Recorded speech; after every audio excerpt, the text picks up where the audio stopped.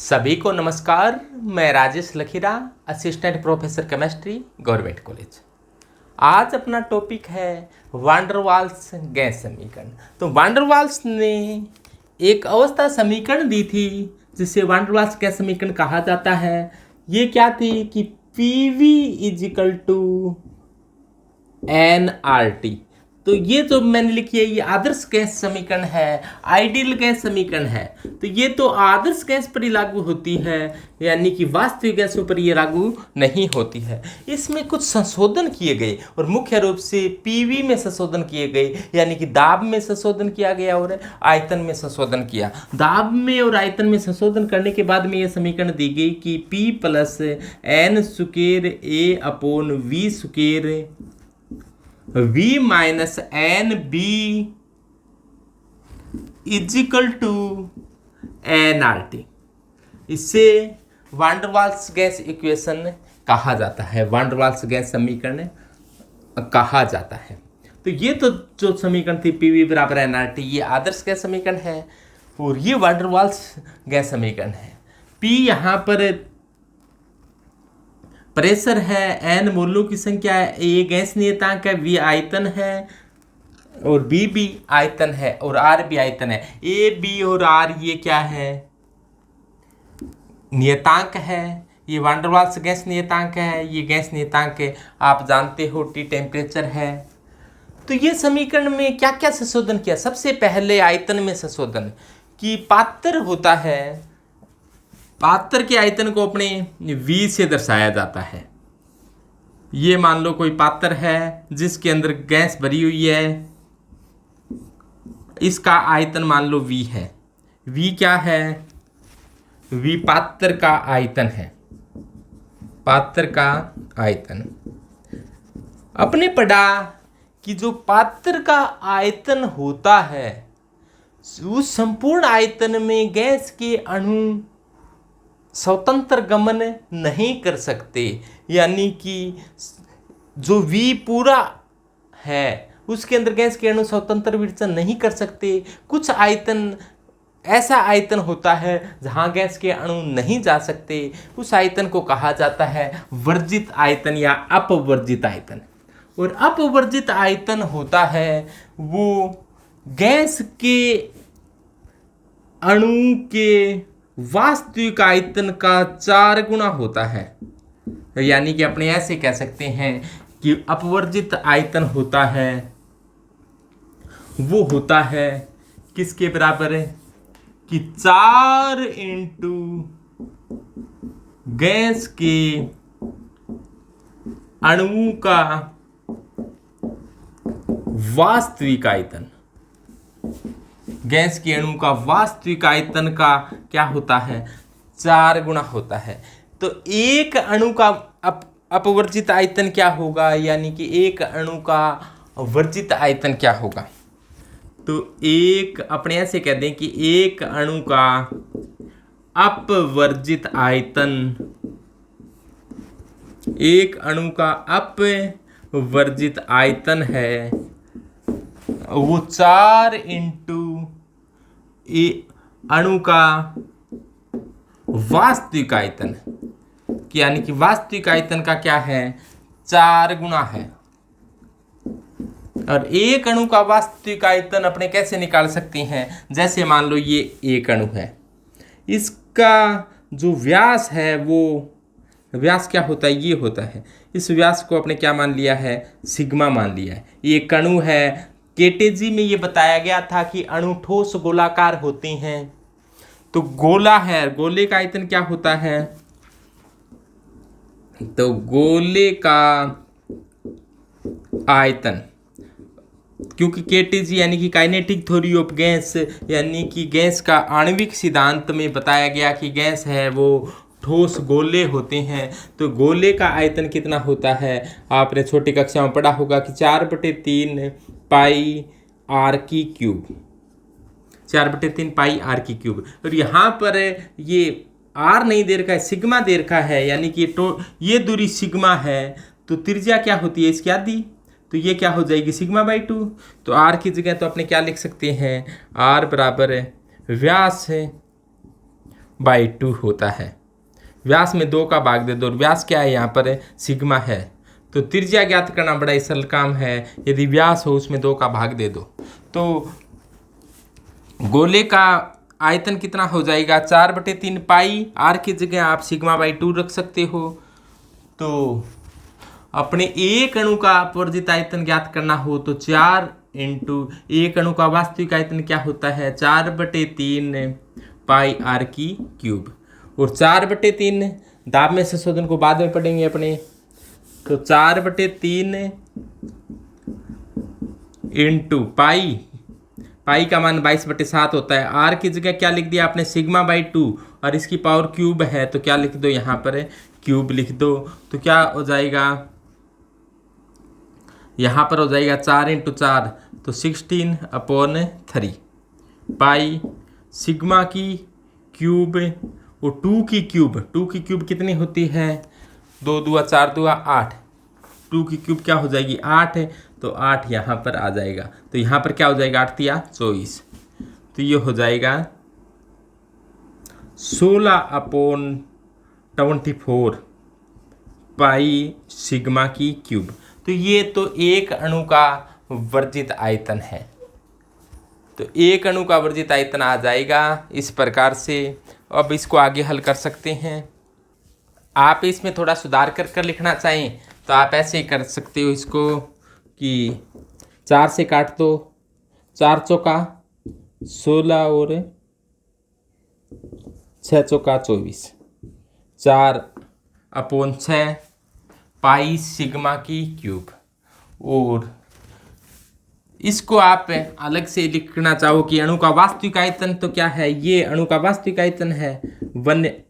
तो आपने ऐसे लिख सकते हैं कि वास्तविक आयतन तो कितना है 4 इंटू 1/6 पाई सिग्मा की क्यूब। यानी कि वास्तविक आयतन का 4 गुना क्या है वर्जित आयतन है। किसका वर्जित आयतन है एक अणु का वर्जित आयतन है। एक अणु का वर्जित आयतन आ गया। एक अणु का वर्जित आयतन अपने को पता हो तो 1 मोल का वर्जित आयतन ज्ञात कर सकते हैं।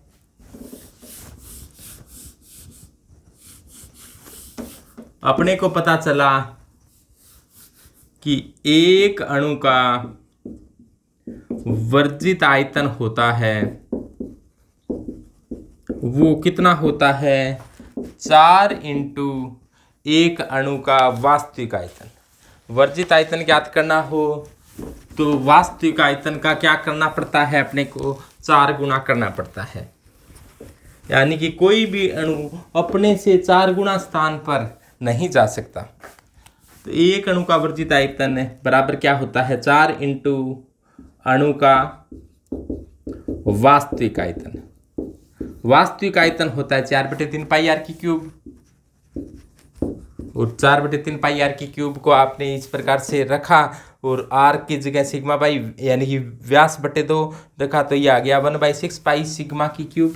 तो ये आ गया 4 इंटू 1/6 पाई सिग्मा की क्यूब। ये तो आ गया एक अणु का वर्जित आयतन। एक अणु का वर्जित आयतन है।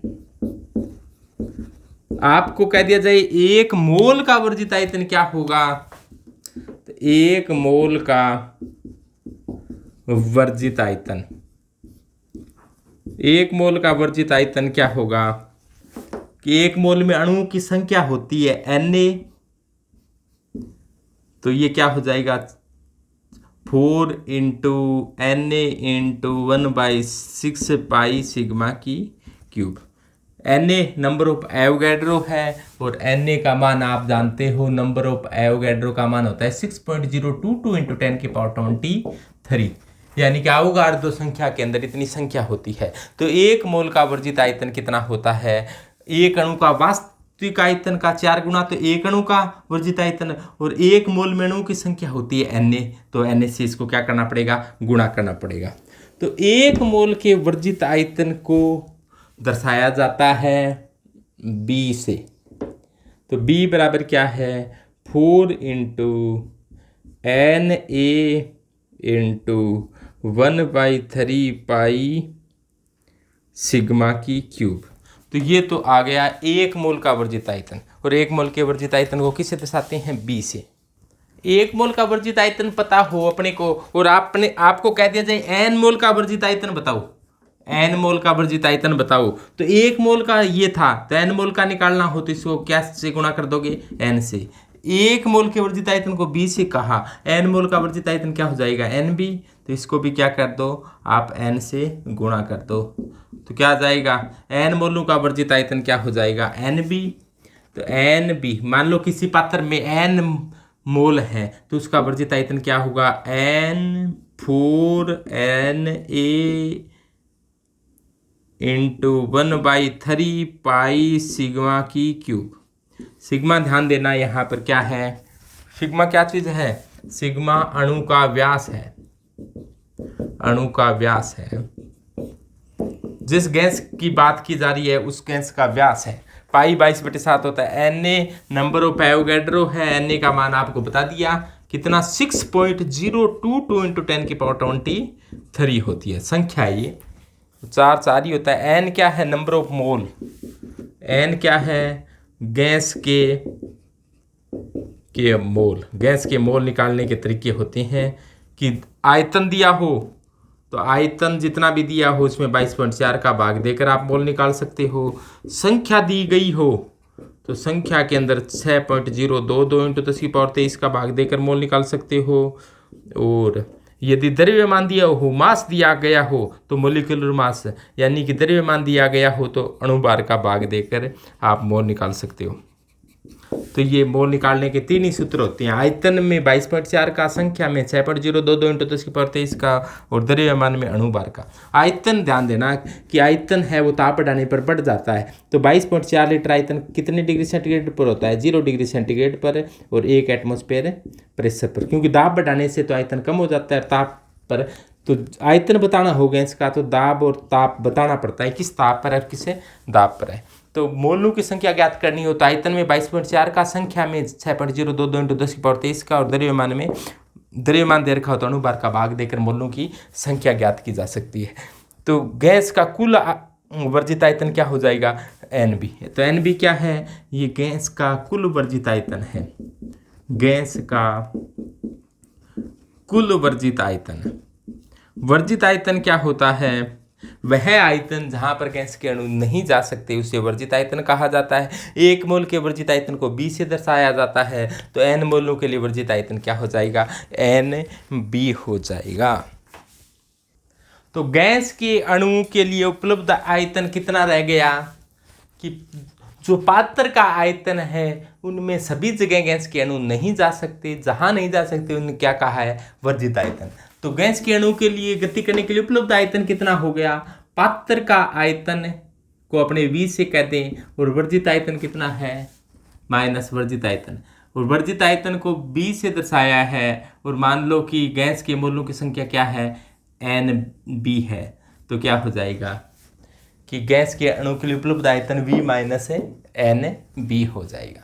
तो ये तो हो गया आयतन में संशोधन किया।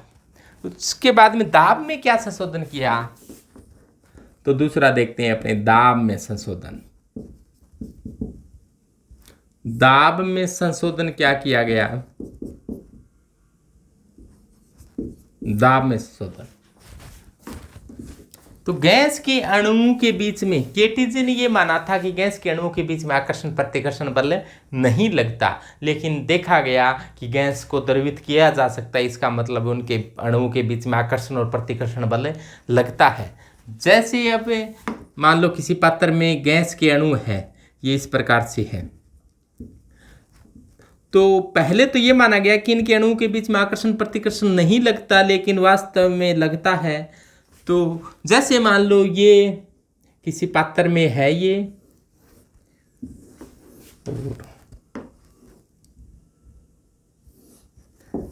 इस प्रकार से कोई पात्र है, उस पात्र के अंदर गैस के अणु सभी जगह विराजमान है। मान लो कि ये गैस का अणु है, वो इधर टक्कर मारने के लिए जा रहा है, ऐसे जा रहा है। गैस के अणु आपस में टकराते रहते हैं, दीवारों के भी टकराते रहते हैं। टकराते हैं तो एक दाब, पात्र की दीवारों से जब टकराते हैं दाब उत्पन्न हो जाता है। तो जब ये अणु जा रहा है इधर, तो ये जो इसके साथी हैं ये क्या करते हैं, इसको अपनी ओर आकर्षित करते हैं कि कहाँ जा रहा है, अरे आजा, सिर फुड़ाएगा क्या।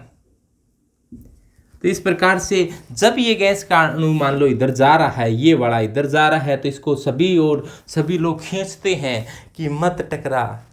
तो अब ये खींचते हैं तो जिस दाब, जो पात्र की दीवारों पर दाब लगाना चाहिए वो क्या हो जाता है, कम हो जाता है। यानी कि जो दाब लगाना चाहिए वो कम हो जाता है, यानी कि दाब में कमी आ जाती है। तो दाब में कमी आ जाती है, और वो कमी किसके समानुपाती होती है, दाब में कमी होती है वो n²/v² की क्या होती है, समानुपाती होती है। मोल बढ़ाओगे तो कमी ज़्यादा आएगी, आयतन बढ़ाओगे तो कमी क्या होगी, कम होगी। क्यों, आयतन बढ़ाओगे अणु दूर दूर हो जाएंगे, और अणु दूर दूर हो जाएंगे तो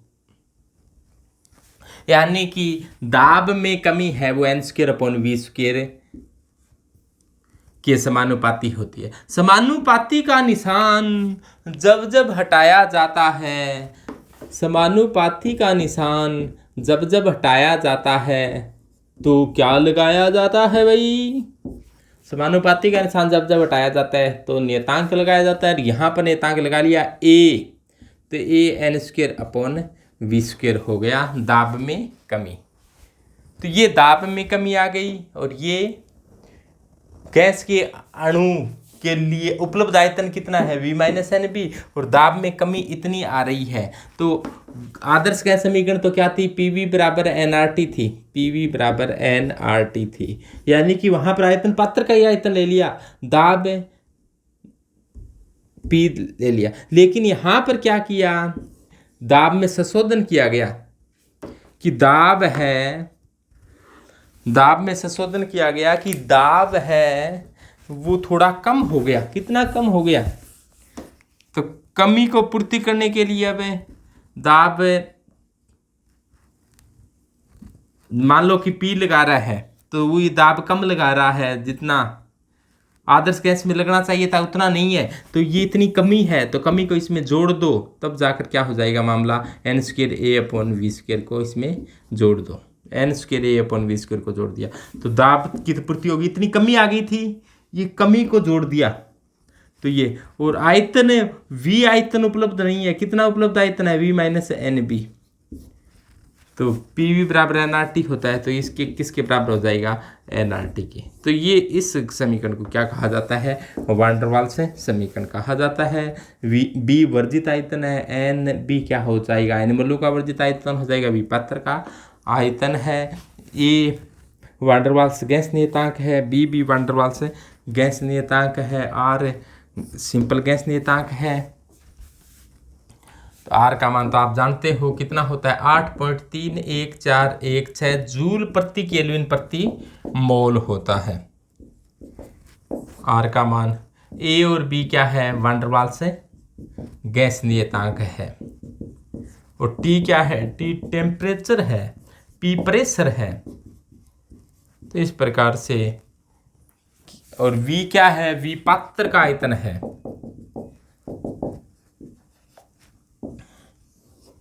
तो इस प्रकार से ये जो समीकरण होती है उसे वान डर वाल्स गैस समीकरण कहा जाता है। आपने पढ़ा कि ये कैसे आ सकती है।